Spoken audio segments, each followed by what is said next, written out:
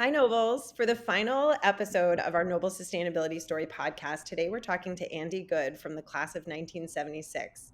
Andy, thanks for joining us. Oh, great to be here. So, Andy is currently the vice president of U.S. programs for the Atlantic Salmon Federation. And we wanted to start off by talking specifically about salmon, incredibly unique fish. Andy, can you tell us what makes salmon so unique? Well, it's one of our 12 migratory species here in the Gulf of Maine that ranges from Labrador and historically all the way down to Long Island Sound. But over time, the population has declined dramatically, particularly from the south up to the north.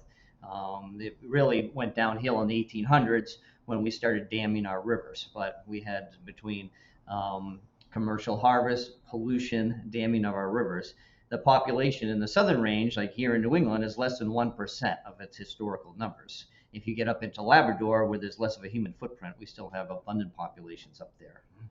So, as I understand it, there's Atlantic salmon and then there's also Pacific salmon. What are the differences between those two fish? Sure, there's quite a difference in that there's five species of Pacific salmon. They all come in to spawn into a freshwater river and they die. Atlantic salmon come in to spawn. First of all, they leave our rivers here in New England and in Maine, and they travel to Greenland to feed for 2 years. Then they come back and they go to the very headwaters of these rivers, and they spawn, and then they go back out and often go back to Greenland again, and then they'll repeat that spawning cycle. So repeat spawners, fish that come back year after year or every 3 years to spawn, are a critical part of the population. And so as I said, so Atlantic salmon don't die when they come back to spawn. And is that unique? Are there other populations of fish in the area that you are in Maine? Well, actually, most of these fish, it's very interesting because in Pacific, they all die. They add a lot of nutrients to those river systems that are very nutrient poor out there. But here, a lot of our river herring, American shad, a lot of these populations, they're repeat spawners. So they come in, they spawn, they go back out to sea, and then they come back in again. So it is very different between the two coasts. Yeah. And can you share with us the area? I know you're in Maine, but what area are you specifically focused on? Well, we're the real strongholds for Atlantic salmon historically been the Kennebec and the Penobscot rivers, and then the smaller down east rivers. But so that's really our focus really at the moment is on the two big main rivers, Penobscot and Kennebec. Okay, and we talked a little bit before this just about the relationship between salmon and the rivers. And can you share with us how salmon can help to sort of indicate or predict the health of rivers and vice versa, how the health of rivers can indicate the health of the salmon populations? Sure. Well, the salmon are really the canary in the coal mine.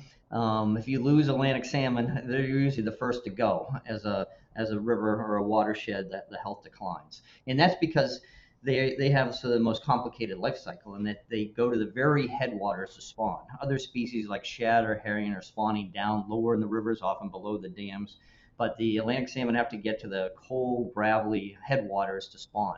And then after 3 or 4 years, they travel to Greenland. They travel 2,000 miles to feed off of Greenland for 2 years to fatten up and then come back to spawn again. So it's because of that life cycle and the fact they barely reproduce themselves. So they're not one of these fish. Again, the Pacific salmon spawn in huge numbers or huge runs.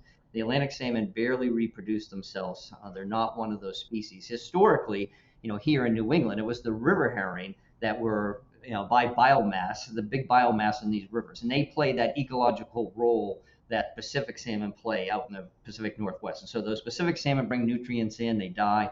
And that really was what river herring used to do here in New England. They'd come in by the millions, by the billions actually, here in New England, and they would leave all sorts of nutrients. And so, part of the restoration work, we're trying to reestablish that as well. But Atlantic salmon were always in smaller numbers. So that restoration work, when you see, and I know there's a lot of data collection that goes into your work, and when you do, address one of these problems, how do you go about that work?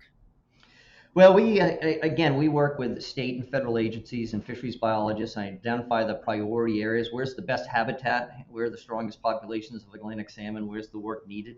And then we also work at a watershed level. So we don't go into the Penobscot and say, oh, we're just going to take out or focus on this one dam. We look at the watershed top to bottom and try to fix the problems, fix the connectivity problems top to bottom. So we're working on the main stem to address the problems with dam passage. We're also working in the tributaries as well. We're working under road crossings we're in the logging industry roads. So we really work at a watershed scale.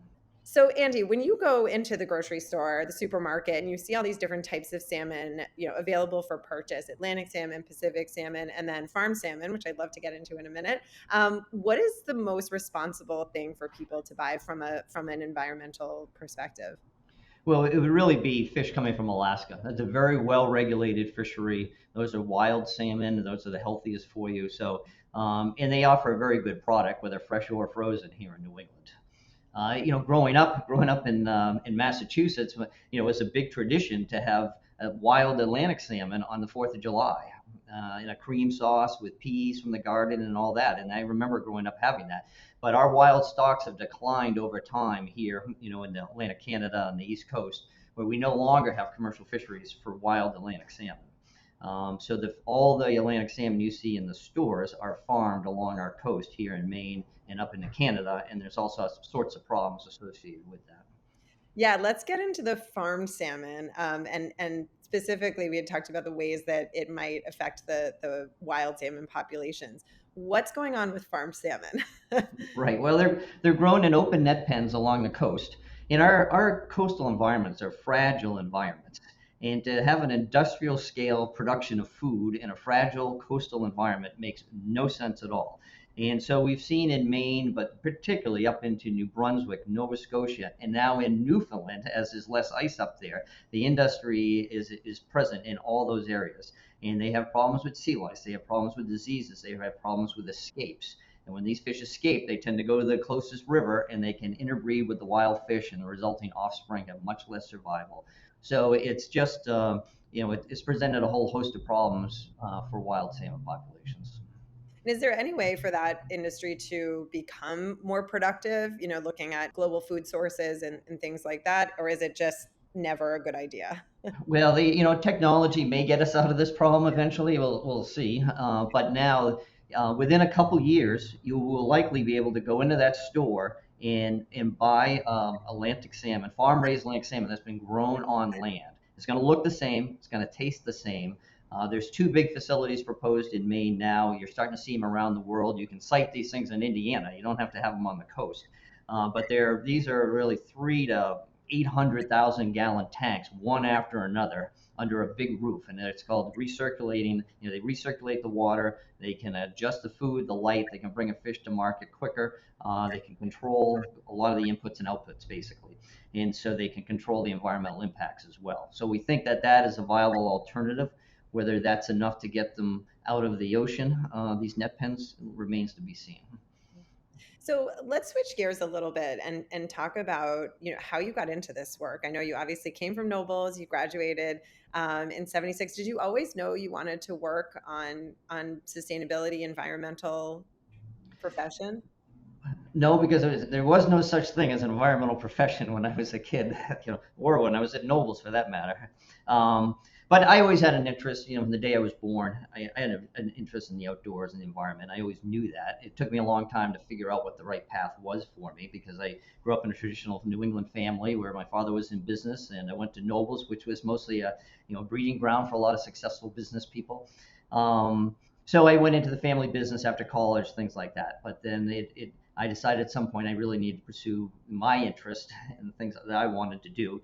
As far as my mother was concerned, it was anything environmental was a nice hobby, but it wasn't quite a career. So at any rate, it was great. I went back to the Duke School of Forestry and Environmental Studies, and got a master's degree in ecology. And in between my first and second year, got an internship with the Nature Conservancy, which exposed me to the nonprofit world, and I really appreciated and gravitated towards that sort of mission approach. And I've just been gone down that path with the Nature Conservancy and now with the Atlantic Salmon Federation.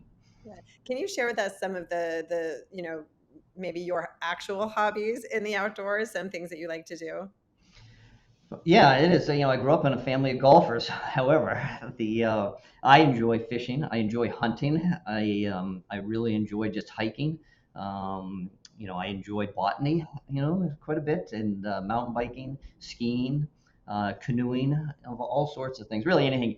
All the seasons, I'm outside. So whatever the season has to offer, there's a different outdoor activity. Andy, I always like to end the podcast by asking a couple of questions. The first is there anything that's keeping you up at night? You've had, a decades long view of the trends in environmental science or the climate change, everything. Is there anything that's keeping you up at night that you continue to worry about? Well, as you get older, there's a lot of things that keep you up at night, it seems. But certainly in my work, the climate and the changing climate, the warming climate in particular, is a concern. The Gulf of Maine is the fastest warming body of water on the planet, so we've got that problem. Our rivers are warming up also. So if you're trying to restore and protect cold water species like Atlantic salmon. That's not a good thing, and we've got other cold water species like brook trout here in Maine. So, but I'm an environmentalist also, just in general. And so, some species seem to be able to adapt. A lot probably can't. There's just a lot of changes going on, but, really we're just seeing it, firsthand, and we don't know what the impacts are going to be. So that's certainly a big concern. And then related to that is just the human population. I think we just crested at 8 billion people. We have, India and China that now have 1 billion people themselves, that are entering the middle class that want a higher standard of living. So, that puts a lot of demands on the resources. It drives the climate problem. So, yeah, that certainly keeps me up.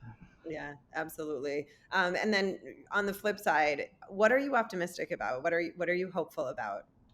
Well, here in Maine, as I mentioned, we've got 12 species of migratory fish, with the Atlantic salmon being one of them. They're all at 1% or less than their historic numbers. However, about 20 years ago, we started removing some dams. We started building fishways. We started reconnecting our rivers to the oceans, and they have shown an incredible ability to heal. In Maine, we have increasing populations of many species of migratory fish. We've stopped the decline of Atlantic salmon. It's actually now on the rebound a little bit. So, to see what that they, things can heal themselves if given a chance. And that's so, there's reason for optimism as well. We know how to do it. We just need to do it. Well, Andy, I think we'll end there. Thank you so much and have a great day. All right. Thank you.